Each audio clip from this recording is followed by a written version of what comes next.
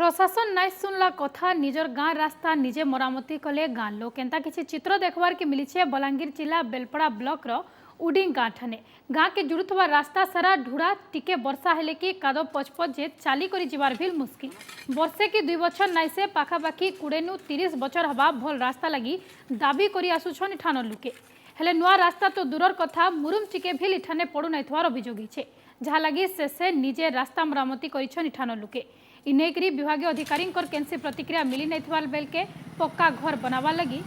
इधर संगे पक्का रास्ता बनावा लगी दाबी करुछन लुके असुविधा आम रोडिंग रोड है तो आम भूति दुख जहाँ करबार लोक गरीब लोक ई साइज करी रोडटा आम बनौछू ई रोड को आम देखी देखी कर बहुत देखलु आर आम हिटी हुटा पड़ुले बाल बच्चा मैंने गाड़ी फाड़ी से नु आम ई तकलीफ भोग करी निजे रोडटा परिश्रम कलु आमर गाँ मार समस्ते ही हरिजन पड़ा लोग गाँ माँ सब मेसी करी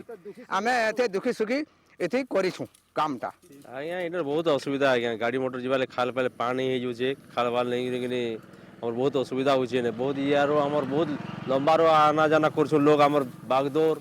तो कोंडा जीवार लगे लोग मैंने आसन बहुत असुविधा हो रास्तार